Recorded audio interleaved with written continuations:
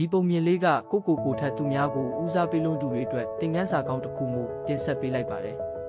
လူတိုင်းကိုဟုတ်ကဲ့လို့မပြောမိပါစေနဲ့လူတွေဟာသူတို့တစ်ခုလို့တော့မှပဲတင့်စီကိုရောက်လာတတ်တယ်လို့ခံစားမှုပါသလား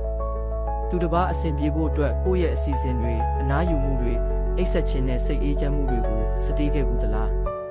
ဒါပေမဲ့သူတို့အလုပ်ပြီးသွားတဲ့အခါမှာတော့တင့်ကိုမေ့သွားကြတာမျိုးရောကြုံဘူးပါသလားတကယ်လို့တင်ဟာဒီလိုလူမျိုးဆိုရင်တော့ဒီပုံပြင်လေးကတင့်အတွက်ပါပဲတခါတလေမှာဘဝဟာကျွန်တော်တို့အလေးထားရတဲ့သူတွေကတဆင့်ခါးသီးတဲ့သင်ခန်းစာတွေကိုတင်ပေးတတ်လို့ပါအေဂျင့်နဲ့မျိုးလေးတစ်မျိုးမှာဒန်နီယယ်ဆိုတဲ့လူငယ်တစ်ယောက်ရှိတယ်သူကအရန်သဘောကောင်းပြီးဘယ်သူကဘာကူညီတောင်းမလုပ်ပေးနိုင်ဘူးလို့တခါမှမငင်းခဲ့ဘူးစပိန်ပြတ်တာပဲဖြစ်ဖြစ်အထုပ်ကိုကူးတဲ့တာပဲဖြစ်ဖြစ်သူကအမြဲတမ်းအပြုံးနဲ့ကူညီပေးလေရှိတယ်သူတစ်ပါးကိုကူညီတာဟာကိုလူကောင်းတစ်ယောက်ဖြစ်စေတယ်လို့သူယုံကြည်တယ်လို့လူတွေကလည်းသူ့ရဲ့စိတ်ထားကောင်းမှုကိုချီးကျူးကြပါတယ်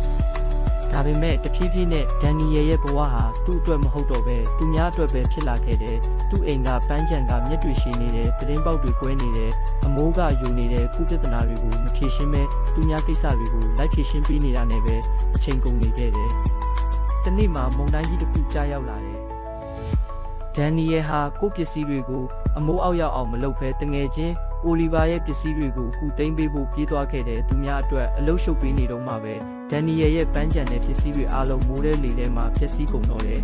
။စိတ်ပြက်လက်ပြက်ဖြစ်နေတဲ့ဒန်နီယယ်ကိုပညာရှိဆရာကြီးတူဖြစ်တဲ့မစ္စတာဟဲရစ်ကအခုလိုသင်ခန်းစာပေးခဲ့ပါတယ်။ဒန်နီယယ်ဒီမြစ်ကိုကြည်စမ်းမြစ်ကတစ်ပင်တွေငှက်တွေနဲ့တိရစ္ဆာန်တွေကိုရေပေးတယ်ဒါပေမဲ့မိုးတွေအရန်ရွာလို့မြစ်ကသူ့ရဲ့လမ်းကြောင်းပေါင်း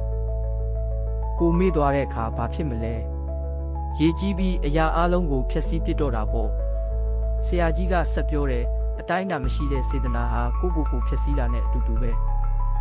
မင်းကလူတိုင်းအတွက်ပြေးလွှားပေးနေပေမဲ့ကိုအတွက်ကြတော့ဘယ်မှမပြေးဘူးဟင်းအင်းနောက်လို့ပြောတာဟာအမှားမဟုတ်ဘူးအဲ့ဒါဟာကိုပြန်ဆောက်ရှောက်တာပဲ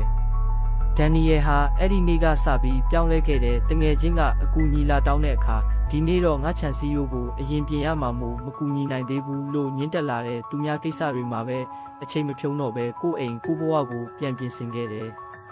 ထူးဆန်းတာကဒန်နီယယ်ကနှုတ်လို့ညှင်းတက်လာတဲ့အခါလူတွေကသူ့ကိုပို့ပြီးလေးစားလာကြတာပါပဲတငယ်ချင်းတွေကလည်းဒန်နီယယ်ကိုပဲအာမကိုတော့ပဲကိုပြဿနာကိုဖြေရှင်းတက်လာကြတယ်ဒန်နီယယ်ရဲ့မျက်နှာမှာလည်းနွမ်းနယ်မှုတွေပျောက်ပြီးပျော်ရွှင်ကြည်လင်လာခဲ့တယ်နောက်ဆုံးမှာဆရာကြီးမစ္စတာဟဲရစ်ကဒန်နီယယ်ကိုမေးတယ်လူတိုင်းကိုမင်းကဟုတ်ကဲ့လို့မပြောတော့တဲ့အခါကဘာကြီးပျက်စီးသွားသလားဒန်နီယယ်ကပြုံးပြီးပြန်ဖြေတယ်မဟုတ်ပါဘူးဆရာတကယ်တော့ကျွန်တော်ရဲ့ကိုယ်ပိုင်ကဘာလေးကအခုမှပဲစနစ်တကျပြန်ဖြစ်လာတာပါသင်ခန်းစာမိတ်ဆွေတင်ကောဒန်နီယယ်လိုပဲဖြစ်နေသလားကို့မှာနာကျင်နေတာတော့သူများကိုအားနာလို့ဟုတ်ကဲ့လို့ပြောနေမိသလားမှတ်ထားပါညင်းဆိုခြင်းဟာအတ္တကြီးတာမဟုတ်ဘူးတမ္မာတာပါအဲ့ဒါဟာ PR ထက်စိတ်အေးချမ်းမှုကိုရွေးချယ်လိုက်တာပဲဖြစ်ပါတယ်တင်းရဲ့အချိန်စိတ်ဓာတ်နဲ့နှလုံးသားဟာတန်ဖိုးရှိပါတယ်အဲ့ဒါတွေကိုတင်ကိုယ်တိုင်အရင်ဆုံးတန်ဖိုးထားမှသာကဘာကြီးကတင့်ကိုလေးစားလာပါလိမ့်မယ်နောက်ထပ်ဒီလိုပုံမြင်လေးတွေနားဆင်နိုင်အောင် channel လေးကို like and subscribe လုပ်ခဲ့ပါဦးအားလုံးကိုကျေးဇူးတင်ပါတယ်